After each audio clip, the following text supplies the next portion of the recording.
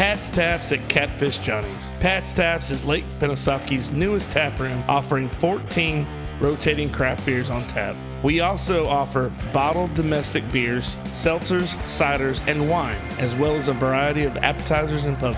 Our family-friendly tap room is a great place to come hang out and enjoy some one-of-a-kind craft beer. You can find us on Facebook, Instagram, or the Untapped app.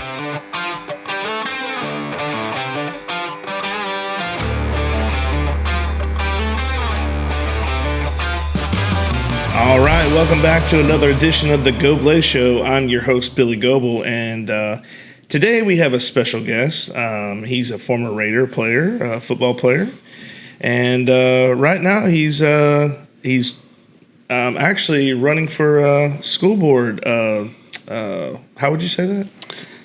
Re-election for school board. Re-election for school board. So without further ado, the man behind that mysterious voice is Mr.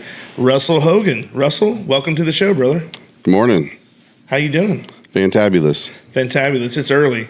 Yeah, it's not real early. Sorry. Early for some. It's normal for me. Normal for you? Yeah. Sorry to pull you out of bed so early.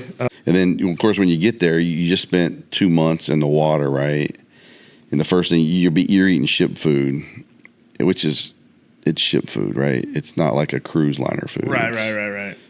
We're giving you substance. Other than the fresh bread, it was basically substance. So we get over there, and the first thing you see when you get off there is like a Pizza Hut. Like, oh, man, I'm going to give me a pizza. So you go order a pizza, and then you basically almost throw up because they don't have cows. Yeah. They have goats. So the first time you get goat cheese pizza is when you just went 2 months over through the Pacific, and you're looking forward to a nice pizza like you got back in Bushnell, and then it's goat cheese pizza, and you want to throw up. But yeah, the Navy did teach me a lot. A lot of great friends, a lot of crazy experiences that if I didn't have those experiences, I wouldn't know how to handle certain things. Right. And it's hard to list them all, but definitely taught me a lot about leadership and responsibility. I mean, I'm 18, 19, 20 years old, and I did really well in the Navy because one of the things that my drill instructor in boot camp taught me was if you can look good, your stuff's pressed, it's neat, people are going to think better of you. Mm-hmm. If you look like a slob, they're not going to think as much of you. So I was one of those guys, I'm brand new to the ship, and there's 60 guys in my shop. Right. I'm almost the low man on the totem pole, and they send me up to the captain, the bridge of the ship, the bridge of a carrier. I mean, the captain of a United States carrier is probably one of the most powerful men on the sea. I mean, he's got 80 to 90 planes at his disposal. He's in international waters. He can do a lot of things. Yeah.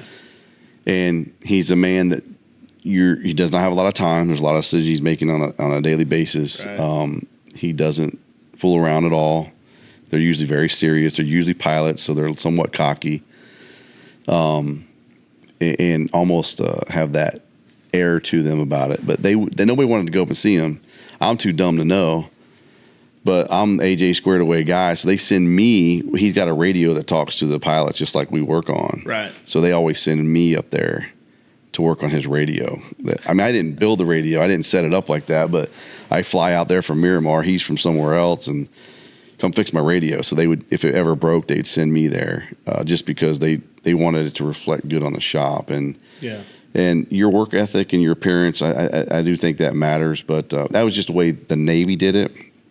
They thought being squared away like that made a difference, and I think it does. It teaches you preparation. You know, Gotcha. you can't just wake up and do that, right? You've got to prepare the night before. Right. I still do that to this day. Like, I don't want to wake my wife up too early, so I still set my socks and my skivvies and my what I'm going to wear the next day. Prep everything. It's sitting there, so I'm not digging into drawers and banging stuff around. So it taught me a lot about preparation and being prepared, and then ultimately the higher rank I got, I made rank pretty quick because I was pretty good at tests. I wasn't worried about the stuff that wouldn't help me. Right. My wife and I were probably together at the time, and I needed money. It was expensive. I was in California. Rent was expensive. Mm-hmm. I had a second job while in the Navy to try to make money. What did you do? I worked at I was an ice cream scooper at a thrifty. It was like a Eckerd Drugs, a pharmacy, but they sold all kinds of crap like ours do, and they had an ice cream place there. Oh, that's cool. But once they figured out I could add and subtract, then they tried to make me a cashier, and that didn't work out good because out there we'd have these little gang guys come in there. And I was gonna say robs, and they would steal stuff. I'm like, you can't steal. I chased them out, right? And I tried to get you. You can't do that. I was like, but they're gonna come back. I was like, man, they're small. Yeah. I'm not a big guy, but I mean, they're small. I'm gonna be all right. They can't be stealing candy bars. You can make my register messed up. Exactly. But so she would make me stock and do all the ice cream because it was the heavy lifting. My manager out there. So I did that. Had to work a lot just to make ends meet out there. They'd pay me a lot. But my wife was out there at the time and living. She had moved out, and so expensive even back then to pay for rent. Man, that's crazy. I mean, and now people are leaving California. They go. I don't blame them. Elsewhere. California is not. I have good friends out in California. Yeah. My best man actually is from California. Really? Yeah. Met him out there. Super guy. We just got back reunited with him about a year ago. We've kept in touch. Not like I wish we would, but his family's from California. Actually, they're from England, but he's from California. Married a girl from California. Now, I'll tell you what they do have. They got some of the best authentic Mexican food you could ever imagine. Yeah. You go to the back of these convenience stores and they got the little setup back there cooking you some carne asada burritos. That's something that you don't get everywhere. But California is it's a different culture. And the fear I have is they're leaving that culture and they're coming to spread it to other places like Wyoming and Montana and Colorado. Those Texas. Places that are pretty pristine right still and pretty open that I'm afraid that the influence is going to filter in. Well, you're talking about like finding really good food in the most odd places. I mean, that's what I try to tell Nicole. I'll tell her like, hey, I stopped at a gas station and got fried fish. She's like, what? And I'm like, what? I mean, it was good. And, potato wedges and corn dog or whatever. She's like, no. I think Ty and I were going up to get pigs one time in Georgia, and there was this convenience store, right? And they said something about the food they had. He's like, Russell, man, we got to stop in there and get some food. I was like, you lost your mind. I mean, this thing is a dive. Fortunately, they were out of it because, we're going to eat this food. We got 6 hours travel back. We're not going to make it home. We're going to be on the side of the road, right, with paper towels. And so we didn't get anything, but it's like, gizzards and liver. And I don't know what it was. He goes, oh, they got the best ones. I'm like, no, thank you. It's funny you talk about eating food. One of my buddies at the Wedding Navy buddy, we're going to see him again in a couple months. We take a trip every year. He loves the gator nuggets from Catfish Johnny's. Oh, Lake Panasoffkee, Florida. He's not from here, obviously. He's in Virginia now. He got a house in Missouri too, and from Illinois, all over the place. But when he comes down here, hey, can we go to that place in what's that Lake Pana? What? Can we go get some of them gator nuggets? He tells we're out in I forget where we're at. We're the last trip we make. We went to Tybee Island, I think. Oh yeah. He's telling everybody, man, you got to go to this place in Lake Pana. They got the best gator nuggets, and they're like, you eat gator? Yeah, they're awesome, right? Yeah. So he talks about these gator nuggets from Catfish Johnny's all the time. It's bizarre how people. I'm not. Now my other half would probably disagree with this, but I don't consider myself a picky eater. Mm-hmm. There's certain things I don't like. I don't like mushrooms, and I don't like certain kinds of pasta. Mm-hmm. That's just a preference. Sure. That doesn't mean I'm picky. I will eat pretty much. I'm not going to go to a restaurant and go, well, they don't have anything that I want. Sure. And leave. You can always find something. Yeah. That's never. Everybody's got chicken tenders, man. Come on. I'm not going to be that person. But people will, when you say, have you ever had gator? I've asked people, have they ever had turtle, soft shell turtle? So good. I never would have had that. But if you don't expand your palate, and you go, you can't think of it as what it is. You got to think of it how it tastes. If you don't do that, you're never going to try anything because you're going to go, well, it looks like crap. Well, I've ate some interesting things overseas. I can't tell you what they all were, but everybody's got their own little cuisine. Yeah. I like ours the best. You mix and match stuff, the Americana, whatever it is, Tex-Mex. Definitely. I mean, I've got people I know that were actually from Sicily that my dad has built houses for, and they would cook us food. But like they're in a subdivision, right? They have the biggest lot in the subdivision, so they can have a real garden. There's 13 or 14 of them in their family. They don't go buy ragu, buddy. They make their sauce. So Olive Garden, they're like, no, that's not real Italian food. Right? And I love Olive Garden. Right? I can eat the mess out of some tour of Italy and some salad. Man. But they make their own pasta. They make their own sauce, and it takes a day just to have some spaghetti. But I've ate some interesting things overseas, that's for sure. And we like trying things that aren't chain. I mean, anywhere we go, we try to do stuff that's not chain. What's the most exotic thing you ever ate? Oh, the most exotic thing I ever ate. Like something that you'll never. I mean, especially. And the reason why I ask you that is because you've been over in the Pacific, and I do know they have different things that we're not really accustomed to. I would, if you want to say exotic, it would have to be something probably over in Hong Kong. See, in Saudi, when we were in Jabal Ali, and they had a lot of curry stuff. Okay. But I always usually, for some reason, I don't know why, I usually associate that with India. But for whatever reason, they had some curry. Yeah. And that was kind of a weird stop for us. We were actually under, that was right after Desert Storm, so we didn't go out as much into the town as other places. So I would have to say it would have to be in Hong Kong. There were some restaurants we went to. I didn't eat off the street. Right. I can't tell you what it was. Right. But it would be some cuisine from Hong Kong would probably be the most exotic that I would venture to say. Well, I couldn't tell you what it was, though. Yeah. For almost 30 years, 75 Chrome Shop has been a family-run business with a dedicated team of longtime employees. We stay ahead of the curve in the ever-changing trucking industry, providing top-notch customer service and product knowledge. Whether you're looking for the latest chrome accessories or hard-to-find parts, we've got you covered. We offer aftermarket chrome for all big rigs, custom vinyl lettering, acrylic signs, and tags. Our 10,000 square foot facility, the oldest chrome shop in the South, houses a mechanic shop for oil and tire changes and chrome installation. Plus, we have a huge selection of lights for every vehicle on the road. Don't miss our annual truck show every April featuring over 200 trucks and family-friendly entertainment. Visit 75 Chrome Shop today, your truck's new best friend. I remember going to New York for our senior trip. Like I said, this was my first time ever going to New York.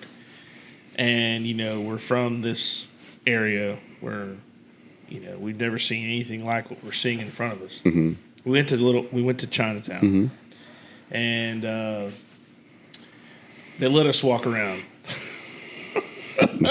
Very trustworthy. But I mean, there was a group of us, so it wasn't like we were by ourselves in the back of a gambling hall, like slash laundry place or whatever. Massage parlor. Yeah. So I went into this restaurant. It was like I thought it was like a convenience store, but it ended up being like a restaurant, and it looked like a pet shop. And I'm not trying to be any kind of way, and it was all aquatic stuff. It wasn't like I'm thinking like a pet shop, like with puppies and stuff. I'm not trying to be that way, but all the aquatic stuff had all these aquariums. I kid you not. And I'm looking around. And I'm like, oh, what's with all the aquariums? Like I thought maybe that was just the ambiance. Hey, it's like I've seen fish tanks in restaurants. And the lady literally told me, no, you pick out what you want, and that's what you're going to eat. And I was like, what? Yeah. Oh, yeah. What are you talking about? So that was my first experience with non-Chick-fil-A. There you go. Something like that. Like that was a weird twist on a Quincy steakhouse. You know what I mean? You're Like, right. The young guys don't even know what Quincy's is. They don't remember Chick-fil-A like started in malls, right? Yes. I don't know if you remember. Oh yeah, Lake Square Mall, Chick-fil-A. Yeah, that was like a treat for us to go to Lake. Tilt. Yeah, you go in there, spend hours in that mall. Yeah. That was one of the things was they said, when COVID happened, they're like, hey, if the Lake Square Mall can bounce back, so can you. Yeah, anything. So can you. I mean, anybody can. If you can make it through that, you can make it through anything. But yeah, that thing's been through a bunch of different names. That's for sure. But you know what? That I was telling somebody years ago that in the '80s, bro, that was the place. That's all we had. That's all we had. You always went to the movies, right? That's where you went. Went to the movies. Of course, I was a kid. I remember they had several toy stores, and it was like, wow, like. Yeah, I don't even know if Toys R Us is even a thing anymore. I think they came back. Like, did they? Slowly come back, but they sold out, and it was like part of your childhood was gone. Yeah, it's like, oh man, but yeah, that whole deal. Talking about movies, I have a story. I was just telling somebody this the other day. We went to see a movie, and it was we were in high school. I just turned 17. So, it was NC-17. I forgot what the movie was. Might have been like American Pie or something like that. Something like everybody wanted to go see. So. Hilarious movie. I know. Love the movie. Classic movie. So, and they, it was very hyped up. And they're like, we got to get this. We got to go see this. So, my buddies and I go to Lake Square Mall. And I'm so proud of being 17. I don't know what it was, but I was like. You could see it. I was like, yes. I was like, I'll take one for American Pie. And yeah. And showed my ID like I'm a federal agent, like, Yeah. And the lady I'm goes, grown. Yeah. The lady goes, I forgot it being NC-17. I'm going to need to see everybody's ID.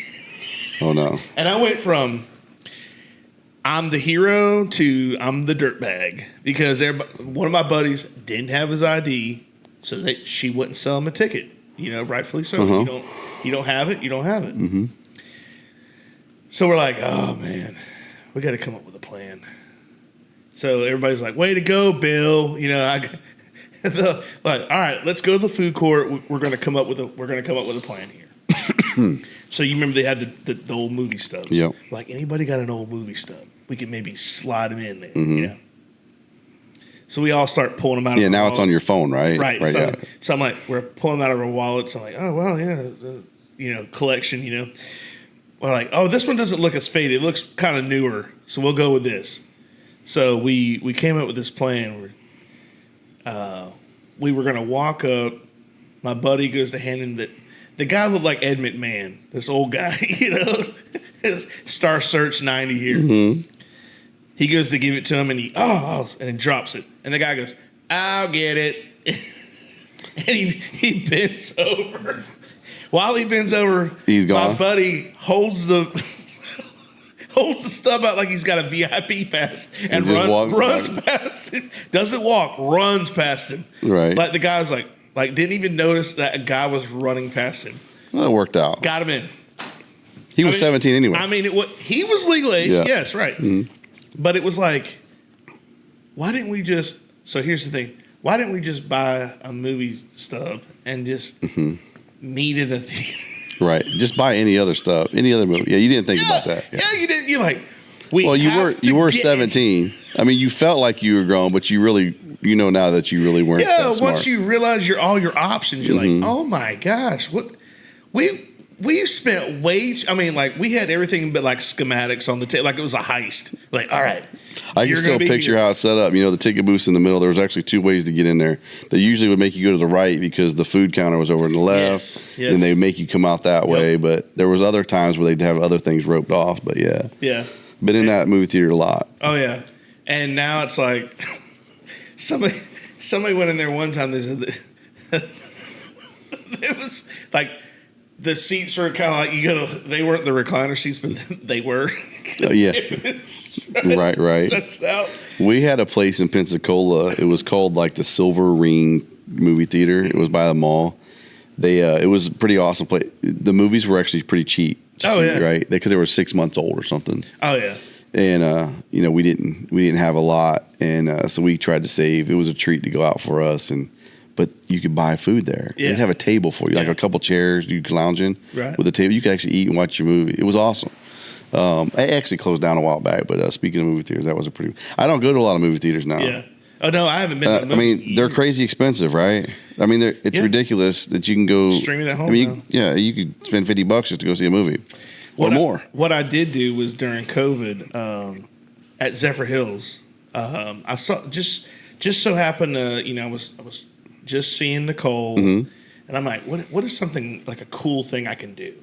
Okay, and I've always had this ambition, but never the finance to buy a movie theater out. To be like, not romantic, but just have it to ourselves, so you're not sitting there, somebody else is eating your popcorn. Sure. So I'm like, they're dark because they're always dirty, right? They don't want you seeing the sticky on the floor. Yeah. So Zephyr Hills, I've never been to that theater before either. So anyways, I was on Facebook scrolling, and someone had posted about if you buy 6 tickets or 10 tickets, something like that, it was $60 total. You could do the entire theater.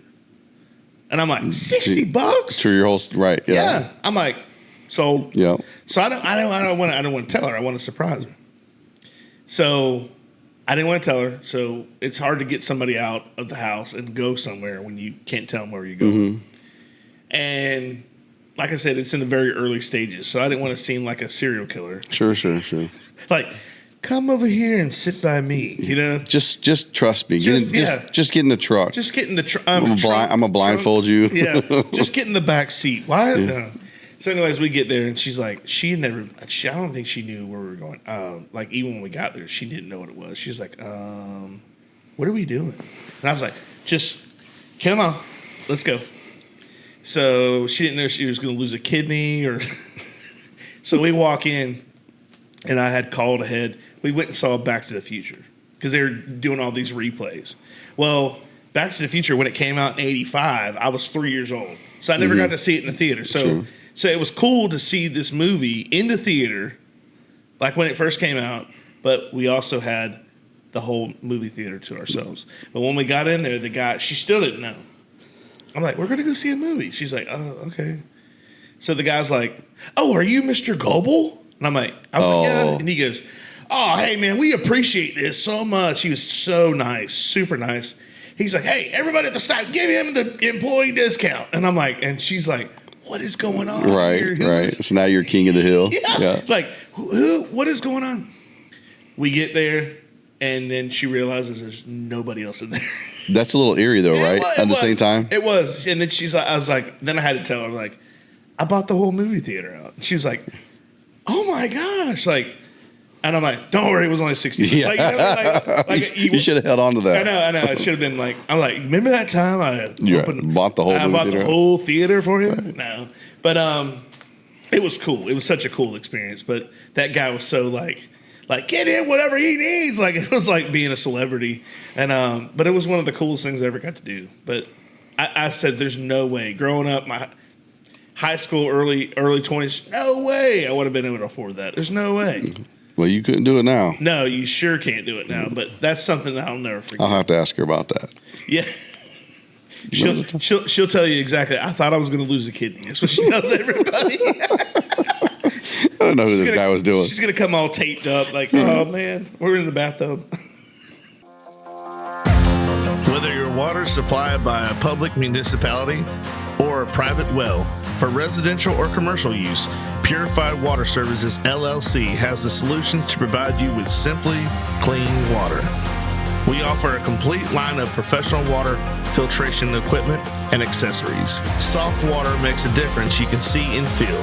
Water heater and appliances last longer with less maintenance.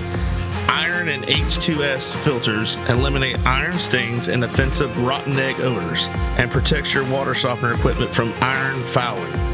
No matter what your problem is, Purified Water Services, LLC has a solution. Contact Kenny Williams at 352-446-2709. So, I don't know. everything's changing. Like we said earlier about people moving in but you know, it's great to have new people come in, and I know we have lost a lot of people that have been here for all these years, and it seems like every day you hear about somebody, or even if they're not permanently gone, they leave, and then it's like I said earlier, it's like a revolving door almost. I never thought I'd see the day. You know, I always witnessed that at Disney. When you meet somebody, you work with them a day, and then the next day they're gone. You never see them ever again.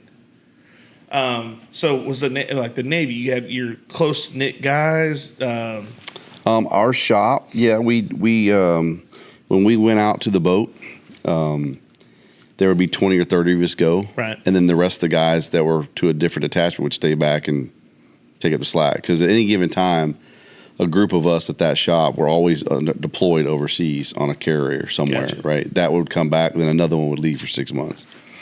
So, you know, you get on a cycle. But those guys that were in your shop, like there might have been one or two guys at what I would call my particular shop. Then the shop next door would have one or two guys. Right. The other, we called them aisles because they worked on different stuff. They'd go a couple of them.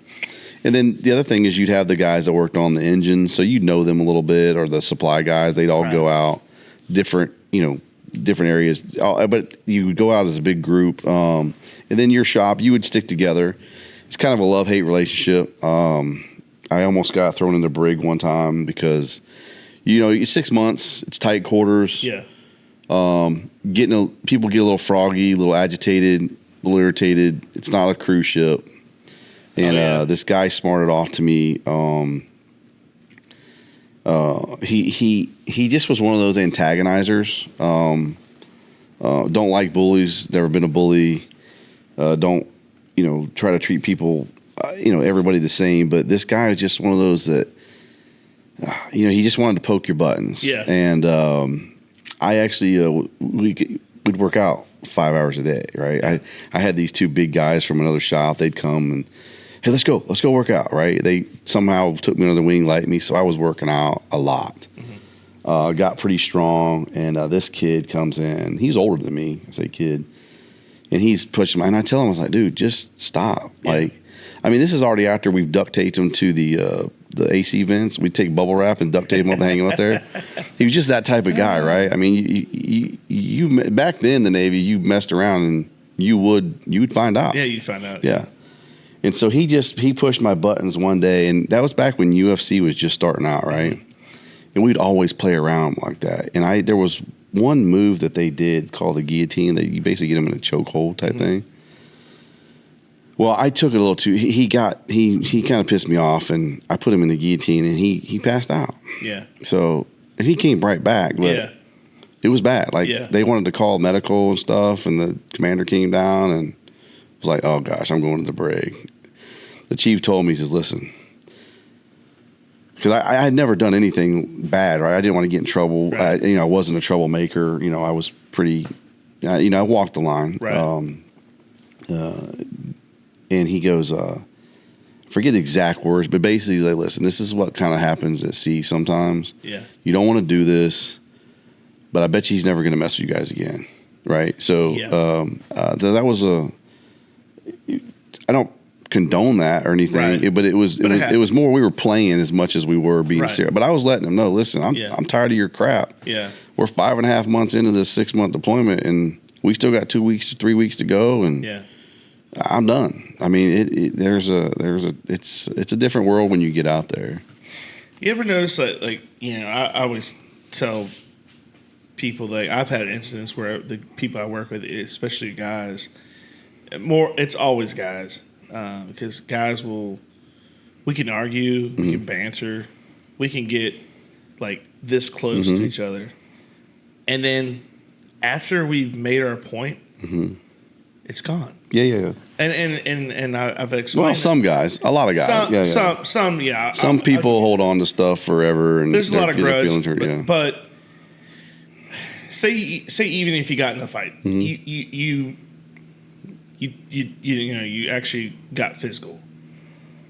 I think it's weird how you're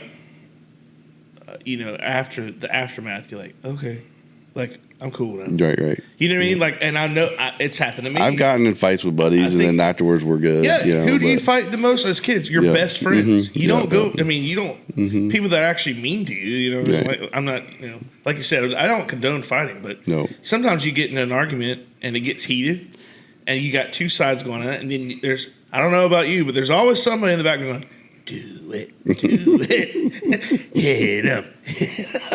Yeah, or at least that's what you thought you heard. Well, when you get my age, though, I just turned 50, right? So when you get my age, it's you don't really think about that stuff anymore because it hurts too bad to do anything. So yeah, there was a guy that I always heard. He says, I don't fight because I can't. It's the person I'm fighting. They'll probably get out of the hospital faster than I would. Takes a little longer to heal. Yeah. I've heard the terminology, the term in the Navy, shellback. What is that? Is that where you shellback? Yeah, I'm an honorable shellback. There you go. So if you're not a shellback, you're a wog. The politically correct term would be polywog, but because there's some negative connotation to it, and I forget what it is. Is that like a polywog, like a rookie, like a private? Yeah, essentially. Yeah, you're young guys. Yeah. So it's folklore. It dates back to Davy Jones' Locker and some sea stories and stuff. But there's a party when you cross the equator at a certain 00. If you can cross it at that point, that you become what's called an honorable shellback.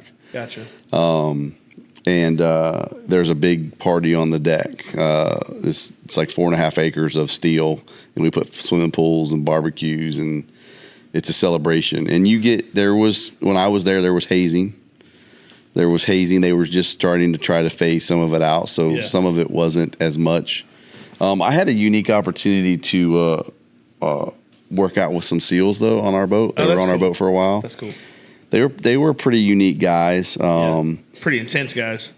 All type A. The stereotypical. They don't look like big Arnold Schwarzenegger guys, right? They really don't necessarily always look that impressive, right? But their team chemistry and what they actually can do. Skill set. Most of them are really smart guys. Yeah. And they have a mental fortitude that most people don't possess. Very relentless. Yeah, there's no give up. I actually sold my house in Pensacola to a Navy SEAL. He was an interesting guy. Yeah. We would take one sailing. I remember one time, but a lot of people don't know that I used to sail competitive sailboat or racing in Pensacola. We had a great group of guys that one of my mentors, great guy, a friend of mine, Ron Jordan, Captain Ron, we call him, loved Jimmy Buffett, loved sailing. So he took his boat, cruiser boat, sailboat, learned how to sail, and then we ended up going into these racing tournaments with this. It's a cruiser class, but we would race other sailboats. And this one SEAL, he said, I'm a fast swimmer, right? Because I'm a SEAL, right? I said, dude, sailboats are slow. I'm like, it's slower than a motorboat. Yeah. But sometimes they can get it. You can't swim as, oh, no, I can swim as fast. You can swim as fast as our sailboat. Really? You sure about that? Oh, yeah. Probably not the smartest example for a SEAL, but so we threw about 100 feet of line out, maybe 150 feet of line, and we tied a big 2-liter bottle on the end of it so it'd float. And within like 2 or 3 seconds, he's swimming alongside. He dives out, swims alongside of us, and like 2 or 3 seconds later, there goes the plastic bottle. He's just holding on for dear life. We're drowning him like a rat. Dude, you can't swim as fast. You can't swim at 10 knots, right? Yeah. I mean, you just can't do it. So I got to work out with those SEALs, and they would haze you a little differently. Okay, it wasn't bad because they would come and go. They weren't stationed on the ship. They were in between things, but the shellback crossing the equator, you get that. You have to look it up on the internet. It's pretty. It's just an old tradition in the Navy. Yeah. All navies. Yes. Yes, it's not just for the U.S. Navy. There's a song by Sturgill Simpson. Have you heard of it? It's called. I'm horrible with songs. It's called Sea Stories. I'll have to play it for you later. Okay. And it basically, it's talking about, because I think he was in the service. He was in the Navy as well. And he turned, you would automatically know the terminology. Sure. I can, like, I know the song. It's a good song. I remember the song, but it doesn't make sense to me. Sure. But he does talk about polywall. There's a lot of weird terminology on a boat. We don't call anything by what it's called, right? I mean, everything's bulkheads and heads and passageways. He was talking about places he'd been, and Nagasaki. Oh yeah. I mean, like, and it's like Yokosuka. He's like naming them off, and it's like, I mean, he made a song out of it. But he's like, basically, he's like, you're playing Little Goldeneye on that 64 back in the. I mean, he was actually there in the late 90s, or mid 90s, whatever. And he's talking about playing James Bond on the. I got you. 64, but it's a good song. But it's called Sea Stories. I'll have to listen to it. And but yeah, that's where I get like I was like, what does that mean? What does this mean? But not a lot of people. I mean, not a lot of people that are not equated with or associated with the sea know what that is. So. Yeah. If you had to do it all again, would you go back to the Navy? Yeah, I'm not a looking back type of change, guys. I mean, I would change certain things of what I've done as far as decisions I've made, but the Navy has served me well. I met my wife because of the Navy. I've got good friends because of the Navy. Right. We're going on a trip in October because we're meeting up with my Navy friends. Gotcha. If none of that changed, I think it'd be cool to go to the Coast Guard. Smaller ships, you're still on sea. They got some cool boats. Yeah. The service is really good.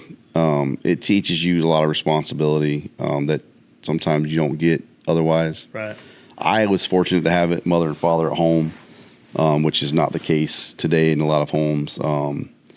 But just having that structure and discipline, and it's okay. But if you don't have that, the military will definitely give that to you. Right. Now, today's military is a little different, but we got some good guys and girls in the military. It is changing, but we're still okay. Yeah. We're still okay. Promotional consideration paid for by the following. Webster Ace Hardware and Farm Supply are generous sponsors for today's podcast. They have been a family-owned business for 27 years. This helpful hardware store sells items such as archery, Ariat clothing and boots, Wrangler jeans, case knives, Hammond's candies, and live fishing wear. They also have a full selection of hardware, RV supply, propane, Ben Moore, Royal & Clark, and Kingston paints. You need a barn or fencing job done? Custom barn kits and roofing metal are provided at your local Ace Hardware store. What about a new grill for the yard? Traeger, Big Green Egg, Weber, and Blackstone are found here, along with all the accessories to go with them. Stock up your workshop with DeWalt, Milwaukee, or Craftsman tools. They got you covered. Remember to go to ace.com to shop their entire line to have items shipped directly to the store. I wouldn't do anything different either because I love the journey I've had so far. Mm-hmm. But that was one of the things, like, after my brother enlisted in the Air Force, I was like, man, I wonder what it would have been like if it would have went in the service, because that was just before 9/11. I graduated in 2000, so it was like a year and a half before 9/11. And what it would have been like, you know what I mean? But like you said, you can't harp on the past. No, you just learn from it, right? Yeah, you do. You learn from it. It's the best teacher, I think. Absolutely. But Greece makes. We had a foreign exchange student stay with us my senior year of my summer. I graduated before I went in the Navy. And he was from Greece, and when he got back, he had to go in the military for 1 or 2 years. Of course, Greece isn't that big. Their military is not that big, so it'd be hard to do that in America. But every able-bodied male at that time in Greece had to go serve for, I think it's at least 2 years, year and a half to 2 years. Wow. It was their duty. Yeah. It was their... I think Britain does the same thing. Britain, I don't know. They do. I don't know. Okay, so that's what I thought. That could be changing because their government just swapped whole parties and everything. It's going to be crazy for a while there. But it taught. Now, a lot of everybody's cut out for the military. Listen, I kicked people out of the military. I mean, I was pretty good at my job at Pensacola. And even though I was young, probably a little too cocky, the upper echelon there, the upper chain of command would come to me for things and what my thought processes. And there was a time while they're in there, there's a grace period, so to speak. Like, if they ain't going to fit with what we need, then we don't want them. Because it wasn't about the school that they were in where I was teaching. It was about what are they going to do for the Navy when they get out to what we call the fleet, when they get to the real world. And there were people I would recommend, listen, it's not going to work out. It's just not. I mean, they tried, God bless them, but we don't. if I didn't want them working with me out there, and if I couldn't deal with them out there, then they weren't going. It doesn't happen all the time, but there's just some people that aren't going to fit. Right. And there was no ill will against them. Some of them got in trouble because they were kids. They were all 17, 18, 19-year-old kids that came out of high school. That's who we were teaching. Right. So, and we were teaching. They taught. I mean, there was a civilian group that taught 4 years of high school math in 2 days, and because you had to have an aptitude for it. Wow. I mean, you basically had to have an aptitude like a nuclear. Most of those guys could be on the nuke program too. Right. Because of the electronic side of it, they had to be really good at math, science. So they had to score certain scoring or ASVAB even to make it to us. So, we weren't getting the people that would struggle with those subjects, and they still would struggle.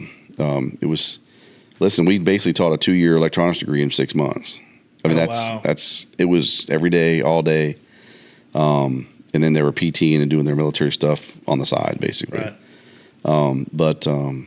That was a fun time. It really was. That's what got me into even thinking about running for school board. It just piqued my interest in the education of people and how we learn. So. Well, speaking of that, because I told you I wanted to, I don't do a lot of political stuff on here, but I do like to promote people, especially local people. You're going to do the re-elect for school board. We're trying, yes. Tell us, your experience with that so far. So far, it's been really good. What I have learned, going into it, I didn't know, right? Because going into it, I was just a parent. Right. Going into it, my daughter was still in high school. My son was in middle school, I think, or maybe a freshman. He might 8th or 9th grade, I think. Maybe a freshman when I first thought about it. And then I wasn't going to do it at first because I'm busy. Yeah. We got our construction business. We're pretty busy. We stay busy. There was another gentleman. I won't say any names because I don't know if he wants me to. You know him. He was a former teacher. Right. He was going to do it. He was going to take a vacancy. There was a loss of life, and the spot had opened up, essentially. Gotcha. But then there was something issue. He had retired, and there was an issue of retirement of whatnot. But he was all approved to do it and everything. And then when he couldn't do it, because he found out I had joked about it for years. I said, listen, I'm gonna do this one day because I just like that aspect of life and the education. Right. I was, he's got it. He's a conservative guy. Head on his shoulders. He's going to do what's right for the kids and staff. Fiscally, he's going to make smart decisions. So I'm good. I'm okay. I'm going to go on with my life. Right. Found that out, and then I was like, oh, crap. Well, all right, here it is. Let's go. He couldn't do it, so I could. Got appointed by Governor DeSantis. But going in, I'm a parent. Right. I don't know the ins and outs of every day. There's over 400 teachers. There's probably 500-600 employees in the school. It's a big $100 million budget or more. 600 maybe not 600, but there's probably at least 500, over 500, because I know there's over 400 teachers. A lot of facilities spread out across the county. Yep. It's a pretty big operation. Right. For a small county, it's still big. It'd be the largest operation other than maybe now the villages of what they hire, but the largest single entity of employees probably that there is. But I'm going into it as a parent, as a community member. I'd been on SAC committees in several different schools as a parent and then as a community business leader type guy to make some small decisions on how we did things. So I didn't know, right? And to be honest with you, Bill, I didn't pay attention when I was in high school. I was a kid. Yeah. Moved away for 10 years, came back. I don't get into people's business, and I just didn't know the ins and outs of it. I've had my preconceived notions of how it was run. Right. Always thought, man, there's way too many people at the county office. And that's really what I thought. Way too many people out there. Yeah. Why do we have that many people? All the growth's up in the village. Why do we need all that many people? Well, I find out why we have that many people is because the state has us doing so many things. There's not enough time in the day. So many things. That's one thing people say. What have you learned about doing that? Is if we could get the state and DOE off our back of the requirements that they push upon us, it would be much easier for us to do it. It'd be much less stressful on our teachers. Right. Wouldn't have to have as many staff to help the teachers or to get things going at the district level, but. Right. the mandates and the audits that you have to do over and over and over again, and the requirements, and there's just not enough time in the day for less people than we have. And we can't change that. That's a state level thing. Right. But when Governor DeSantis appointed me, he wanted to make sure that I would run for 2 terms minimum. When I ran, there was no term limits. I mean, there were some people who had been there 30 years, right? Right. Now, everybody thinks the world's going crazy, so they got to be on the school board. Now we have 8-year term limits, which I'm fine with. I'm a term limit guy. Yeah. I think our founding fathers were not, in the sense that we need to be career politicians. Kona Ice. Kona Ice is a shaved ice truck that brings a one-of-a-kind tropical experience to you. Guests can flavor their own Kona Ice on our signature flavor wave, dance to our island music tunes, and enjoy a nutritious and delicious treat. Contact Jeremy and Marissa at 352-403-0515. Don't forget to follow them on Facebook, Instagram, and TikTok. And I don't look at this job as a political job, but Yeah. even though it is an elected position, because I suck at politics. So Yeah. I can't even run my own Facebook page because for fear of what I might say, right? But I've learned a lot. I learn stuff every day. We have a great staff. We're not perfect. But I'll tell you what I have learned is I used to go to these workshops and seminars that these organizations would put for Florida school board members. And every time I went with one of them, I realized how much better our school district is and what shape and standing we're in than other school districts. Oh, yeah. We don't have the problems that other school districts have. That's why kids, parents and the kids, that they'll stay in this school district, the teachers will, because they have kids here. They've been to other school districts. I just spoke to a lady that retired here at the banquet. I will not remember her name because I'm horrible with names. She had been to 5 different school districts in her career. Oh, wow. She had retired. She'd only been with us for 3 or 4 years and just retired. I don't even know what she did. I can't tell you what she did.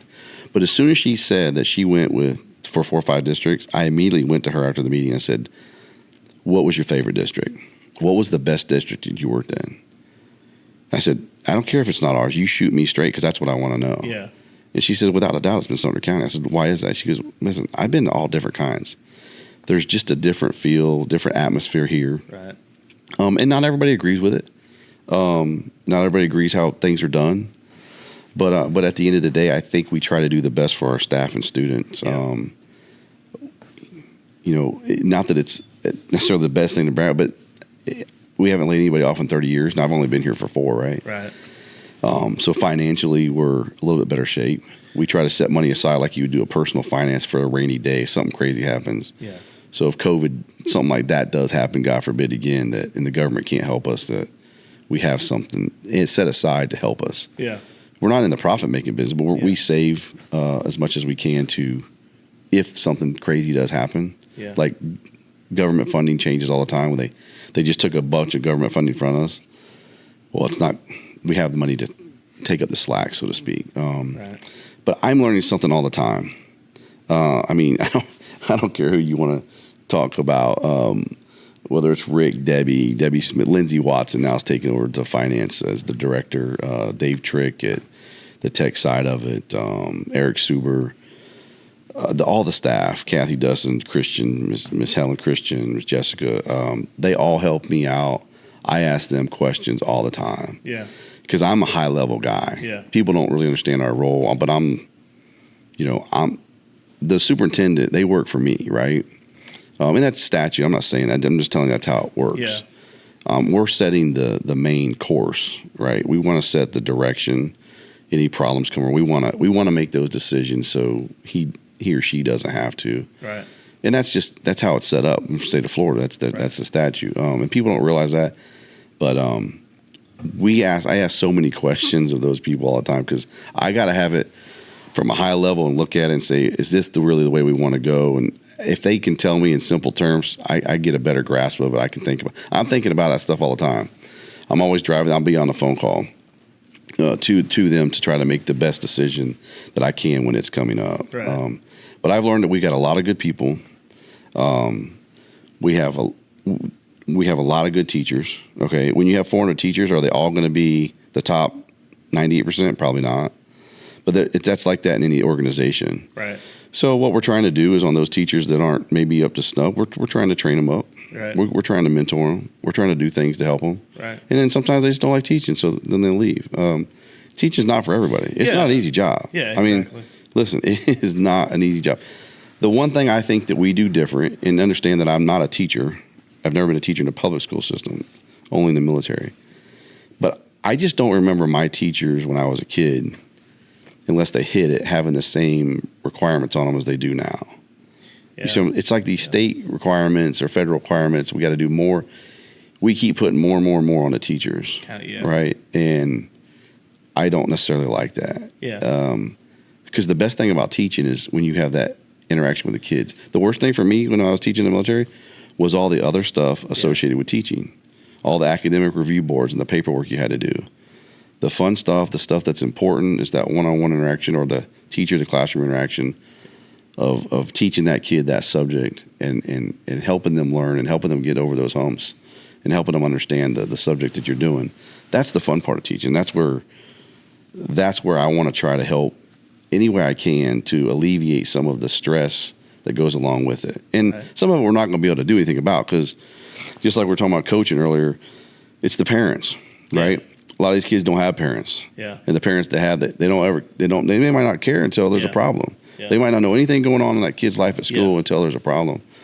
I was never like that. I mean, I always set this record straight when we went to classroom introductions or orientations. I would tell them, listen, and you can ask teachers to this day, very blunt, if you wait months to tell me there's a problem, then it's your problem. Right. Don't you wait till half the semester's over or half the year's over and tell me that my son or daughter's been doing this. No, you tell me day one and you nip it in the bud right then. Right. Because if you don't, I will. But if you wait that long, it ain't my problem, it's yours. That's right. So you're a professional. You need to handle it. And we have a lot of good ones.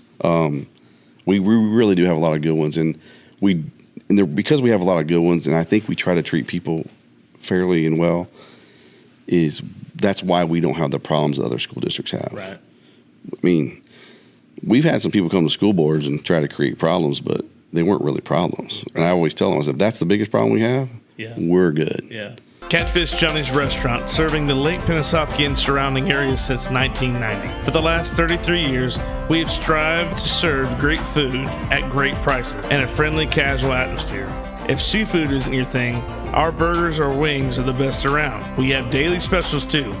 Check us out on Facebook or Instagram for more information. I mean, I've watched a bunch of videos. We got counties right next to us that it's crazy. Well, yeah, you see those videos of like that. Like there was an instance where they had a school board meeting and someone came in and took a few shots. Yeah. I mean, and that's like, you're like, this is a school board meeting. You know, it's not even it's a hot topic right now. Yeah. Or I don't know if it's still as hot as some other things, but it's hot. Yeah. But, one of my favorite, I don't even know him, but Pat Breeden just got endorsed by Grady Judd. Oh, yeah, so, Grady, yeah. I tell all my friends from other states watch or not the podcast, but the videos of Grady Judd. Yeah. They love him. Oh, yeah. Okay. I mean, he can get away with it, right? Grady Judd made a statement, listen, come on down. Come on in. Just don't bring the crap with you that you're trying to get away from. Right. And you were talking about people moving in. Sumter County is unique. We are not perfect. I believe there's only one perfect man that ever walked the face of this earth. And it's none of us. Yeah. So, absolutely. But we try to do the best thing. If there's a problem, we try to fix it. Right. But we don't want to have to fix problems that you're bringing. Because listen, people are coming to Florida in droves. Oh, yeah. All right? Make no mistake. They are coming to Florida because our government has allowed things to get back to work after COVID. Obviously, they like the no tax, right? They like the way things are done here. Mm-hmm. That's why they're leaving. Oh, yeah. Right? They ain't coming down here to sit in this 125-degree weather. No. Okay? Because they'll be gone. They're coming down here for the way the life is now. But I just saw a thing the other day. I think we're the second or third most populous state now in the union. I think it may be third. California, Texas, and then us. Yeah. We passed New York.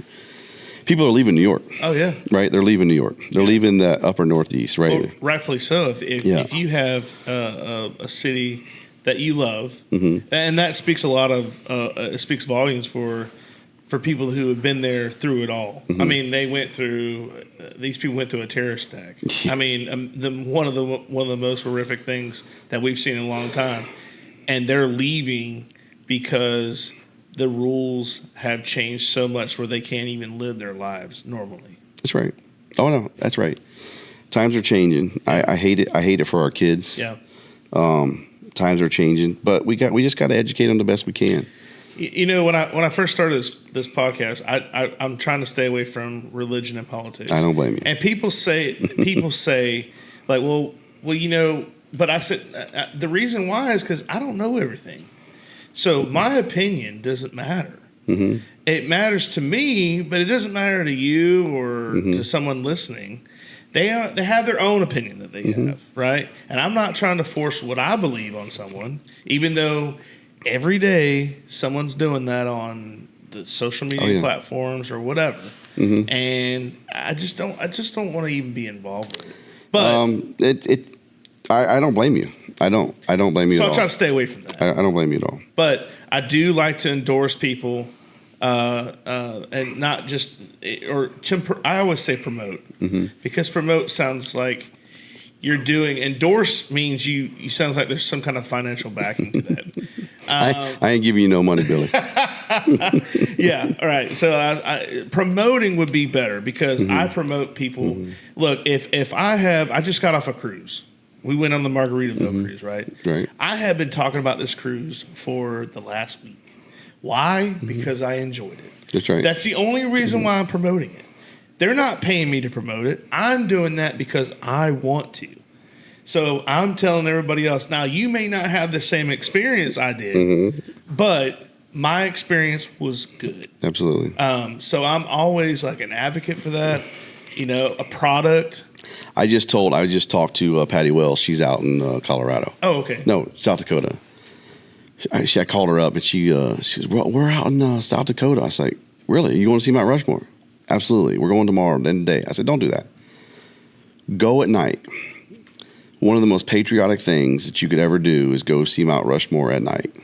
I don't care if you don't believe in the people that are on the wall or on the side of the mountain or what they believed in. It's been years ago.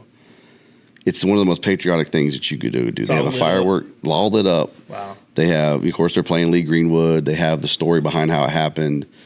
They're doing their red, white, and blue. There's thousands of people there. It's the only place I've ever been with thousands of people that I did not have. I just don't like crowds, right? Yeah. So I'm not calling it an anxiety issue. I don't like it. Yeah. Right? I want to be away from it. Right. It's probably the only place with that many people that I've ever felt comfortable. Yeah. And when you leave the parking lot, everybody's as nice as can be. There's no honking of horns. Yeah. There's no trying to cut out people. Right. And she goes, oh, really? Yeah. So, that's what I know what you're saying. You promote it. I had a good experience there. You go to. I also told her, because I love nature, right? I said, and don't listen to all the game wardens out there. They're going to tell you the park rangers there's no elk. Go to Custer Park. Look for elk. They're going to be there. Keep looking for elk. Tell Larry to keep looking for elk. They're going to be there. Drive through. It's one of the most pristine places you could see, untouched. Yeah. It's beautiful out there. She sent me a picture last night at the alumni thing about, oh, look, Russell, we found an elk. Right? So I get what you're talking about promoting. And I'm not looking for an endorsement. I think when you talk about, in my situation here, I try to tell people this, you're not really voting for me, okay? Listen, I'm a Sumter County kid. I want what's best for our kids. Right. There's nobody going to love on these kids more coming from a different state. Right. All right. Where my opponent's from a different state, she's actually done this before, okay, at a school board up there. Now, their school boards are run a little different. A lot of times they're a school board for like a simple single school. I don't know what hers is. Right. But I have other friends in Michigan on school boards. They only do one school. That'd be like Bushnell having a school board, and then Webster having a school board, and then South Sumter having a school board, and then there will be one main one. So it's really not the way to run school boards. Right. But with that said, the difference is my kids went to these schools. Yeah. My daughter was salutatorian under Alan Shirley. My son's at Embry-Riddle. Came through high school under Alan Shirley. Right? They both came through middle school, I think, under Alan Shirley. And I think Joel Camp, one of them. I came from this high school. I mean, I'm not perfect by any means, but Right. I mean, I think I've done okay. Yeah. Yeah. I'm happy. Right. I mean, whether I've done okay or not, I'm pretty happy and pretty content. Right. Right. I mean, but I'm a worker, right? So I'm always working. But Right. I mean, I'm content. So and they've trained me. They led me. You know, part of it was my parents. Part of it was my teachers and coaches. But listen, I've been in hospitals when some of these kids have been born. Right. I used to umpire Malachi Boone. Oh yeah. Right. I used to I coached Jackson Sovercool at T-ball. I called Jackson Sovercool out one time. Oh my gosh, if he ever watches this. So Jackson Sovercool's team, when I was umpiring, is beating some team 30-0. I'm an umpire, right? I was an umpire, right? Was Nick coaching? No, I think Nick was in the crowd this time. Okay. Nick and I did coach a T-ball team together, though. We did coach a T-ball team, but this was when he was a little older. It was pitch. They're beating this team 30-0. I actually make the school board lady. I said, "Turn the school board off." I'm the umpire behind the plate. Turn the school board off. It's not fun. Yeah. We don't need to do this. Jackson Sovercool's coming up the bat. Jack. I said, "Listen, buddy." I took him to the side. I said, "Listen, swing the bat. It won't be a strike. Swing the bat. I don't care if it's not a strike. Swing the bat." Of course, he's 10 or something, doesn't know. Ball comes in. It's a foot over the strike zone. He doesn't swing the bat. Strike one. Timeout, Jackson. Swing the bat. Swing the bat, son. Next pitch is foot outside. Doesn't swing. Strike two. Oh, I said, Jackson. I took him over the fence. Oh, sorry. You good? I took him over the fence. I said, "Nick, tell him to swing the bat." Strike three comes. Poor Jack. He's mad. He's crying. "That's not a strike, Mr. Russell." Because he knows me, right? I mean, this kid, I've known him since he's a baby. So I've been around these kids, right? I want what's best for these kids. Right. And listen, Justin will tell you, Justin Davis will tell you, he's told people this before. Listen, Russell's a South Sumter guy. Doesn't matter if you're Wildwood, South Sumter. I want what's best for you. Right. Till it comes to that Friday Night Lights. Right. Then I want to beat you because that's my alma mater. Right. Right. But until then, I want what's best for you. Right. Or whether it's on the court. But that's the fun part of it, right? We should be able to have those rivalries. And then I can separate the fact that when I want what's best for this school or that school, they all need the same stuff, or they need what they need. Right. Not necessarily the same, right, because their needs might be different. But I've been around these kids my whole life. I've mentored them. I took them on mission trips. I've taken them on fishing trips. I truly want what's best for them, and I think I have what's best for them in mind. And then the flip side of that is the experience. You don't just walk in to be a school board member. If you're really going to do it, right, if you're really going to do it, try to make a difference. Mm-hmm. And not that I'm the one pulling on the strings because there's 5 of us. But if you're really going to want to make a difference, there's some learning process that goes on. Yeah. Duto Realty is a homegrown business with an eye for getting the job done right. From football games to Sunday school and everything in between, these ladies care about our community and the people in it. Helping buyers and sellers in all of Florida with all types of transactions, including residential, commercial, farm, or vacant land. They do it all. They even offer auction services and sellouts to always get the job done right. Most definitely. It's a government bureaucracy that we can't control. Right. It makes it really, really hard on the staff at the county office to try to do things because of what they can't do, because of what the state allows them.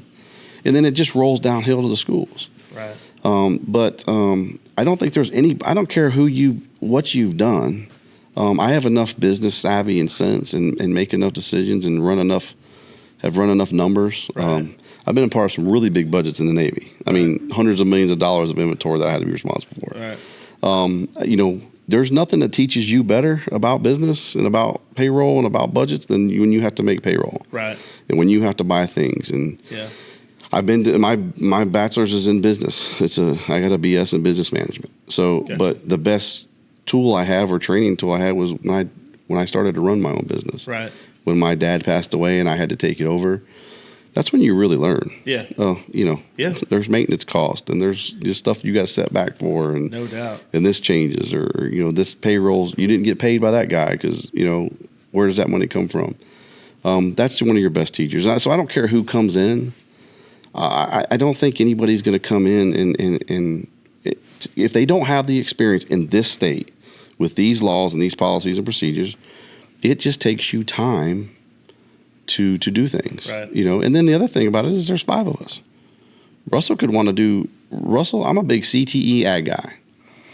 I'm not everybody's got to go to college guy. Now, I went to college. Yeah. My daughter went to college. Yeah. My daughter's in her master's degree right now. My son's at Embry-Riddle. They go to college. My wife's been to college. But I don't think, I'm a micro type of guy. I don't think everybody needs to go to college. I really don't. Right. We need more of, I don't know if people can see it. We need more working on the hands. Yeah, yeah. And I've got electricians making a lot of money. Oh, yeah. That work for me. Plumbers. Yep. Right? There are things to do with your hands and skill sets to do that you can make and have less stress. Mm-hmm. Owning your business is not always the least stressful thing that you can do. True. Okay? And I don't necessarily think you got to go to college to do everything. Doctors, I get it. Right? Yeah. I think we have too many colleges in this country. These colleges pop up all the night, all the time, and you pay this, and then you get this degree. You pay that, you get that degree, and show up to some Zoom classes, and you get it. I just think there's too many of them, and they're way too many for profit. I think that part of the education system has failed, and then education system as a whole it does need some looking at across our country. But it starts in the home. I believe in Denzel Washington when he says it starts in the home. Yeah. Whether it's mother, father, grandma, grandpa, whoever you're living with, and uncle, because there's a tragedy. It starts in the home. Right. No doubt. And that's probably one of the most important keys to education is instead of just teaching, now we have to have counselors and psychologists and, medical people to identify if there's, people have some mental issues. They don't just teach anymore. Right. And that's the hard part about schools. It's not just about providing education. And that's part of the problem is maybe it should be. Right. Sometimes if you keep things simpler, it's easier to accomplish your task. Oh, yeah. But the important thing I want to tell you, I know you don't want to talk about politics, and neither do I, because I really don't like politics. I love our country, but I don't like politics.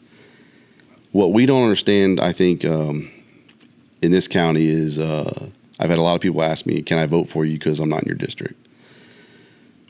We're district-wide. It doesn't matter where you live in this county, you can vote for me. Yes, absolutely. It doesn't matter that I'm not in your district, even though I'm District 4. If you live in District 5, you can still vote for me. That's how it's set up. Okay. We don't vote very well on this end of the county, on the south end. When I say we don't vote well, we don't turn out very well. Yeah. This is a huge election, not for my election in particular, but we have a new superintendent coming. Regardless of where it goes, there's going to be a new one. Yeah. The one that's been here for 2 decades, he's on his way out. He's gone. We're going to have a new sheriff. Big races. True. I would implore people to get out and vote. August 20th is the last day you can vote in the primary. But this primary, to me, for our county level, is as important as it's ever going to be. Oh, yeah. Not talking about my race in particular, but all of them together. Right. We're going to have a new clerk of the court. Okay. There's some stuff going on there. Erin's going to do a good job. She's been doing it 27 years if she gets it. I would just like you to implore you to vote. There's early voting by mail. I think early voting comes out the 10th through the 17th, maybe then the 20th is the last day. But you can vote across the board for everybody. Doesn't matter if you're in a district, but we do need to get out and vote. Because in my race in particular, we don't know what this person's going to bring. They're from up there by Indianapolis, right? Most cities don't operate the way we operate. True. And like Grady Judd said, as I was telling you earlier, he said, let's come on down. Just don't bring your problems. Yeah. Don't bring your problems. Absolutely. Come on down. We're good people. Just don't bring the problems that you're trying to get away from. True. So with that, that's kind of where I'm at. Okay. But I learn something every day. You asked me I learned something every day there. Absolutely. The one of the good things Rick does is he allows me access to all his staff at any time I want. So I got their numbers and I asked them questions at various days and times and weekends of the night. So I just try not to get on their nerves too much. Well, that's the thing is we all try to come together and help each other. And if you find someone that says they know it all or they've seen it all. That they're not being very truthful, because we still learn everything. We learn something every day. Well, and there's something to be said about the connection that you have to the community. Listen, I could be doing a very bad job, right? And I wouldn't care less if somebody came and ran against me, right? I don't think that's the case. If you ask around, that's probably not the case. I mean, anybody you ask, I do have the best interest of the kids and the staff. And it's not just about the kids. Right. If we don't have a good staff, right, the kids ain't going to get a good education, right, or good mentoring. Right. One of the things, my dad was on a tire cruise. The carrier's 1,100 feet long. He's up driving this carrier. Captain, I think his name was R.F. Willard, super guy. Told my dad, listen, you know who runs this ship? Dad says, well, you do. He goes, no. Bunch of 18-year-olds. Yeah. So those 18-year-olds are like our students, because you know what I did? I got a really good staff. Yeah. Out of those 10, I got a really good staff, and that staff trains those 18-year-olds. Yeah. They have a hierarchy. There's a chain of command. Right. Those are our teachers, right? Superintendent or me or whoever you want to say, the school board. We might be the captain, but we got to have those teachers and the staff to support so they can actually do their job. Right.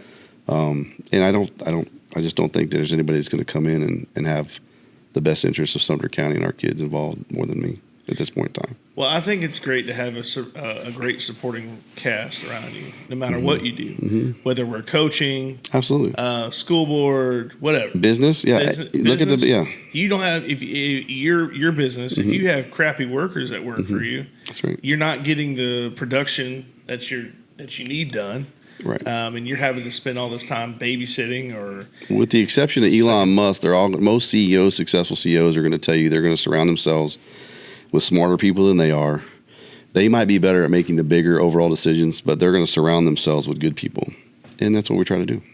Well, not only that, you surround you surround yourself with smarter than you are. Then that's less work you got to do. I'm always working, man. I'm always working. Samantha Lawrence used to give me a try. I think Ty Lawrence is probably the only one that's on the phone more than I am. She goes, Mr. Russell, you're always on the phone. Get off the phone. She was a little girl. She used to tease me all the time. No, always working. I don't know what that retirement word means. Hopefully I'll get to do it one day. Hopefully. Well, Russell, I appreciate you coming by today, man. I appreciate you stopping by. Well, thank you. I appreciate the invite. Yeah. And good luck to you. In the next month and for in the future. I mean, you got your business as well. Good luck with that. And we can't. We'll see you around. We can't wait to see what happens. And it's going to be here soon. I'm not going nowhere. No matter what happens. No matter what happens, I'm not going anywhere. I mean, I still support. I will still be supporting our schools and the kids. Yeah. So. Well, we look forward to seeing you at the football games, and I know you and your wife are big supporters, and we appreciate that too. Like I said, I wish you the best, and I appreciate you coming by. I also, even though I don't have you a promo, I want to thank you for helping sponsor the Goblay show. Yes. You've been there since the ground up. But, I will get you some pictures. I promise. I've been working on it. I know you've been asking. I keep throwing a shout out for you every once in a while, but I appreciate that. I haven't forgotten about you. Okay. So, all right. Good deal. But I appreciate that, and thanks again for taking time out of your busy schedule. All right. Today. But we'll go ahead and sign off, guys. This has been another edition of the Goblay Show with Mr. Russell Hogan. I almost said Hogan's, and he told me not to say that. Russell Hogan's or Hogan, and we appreciate you joining us. Thank you for all the sponsors, like my current guest, and everyone who was put their faith in this program. I really appreciate it. And until next time, we'll see you guys down the road. See you.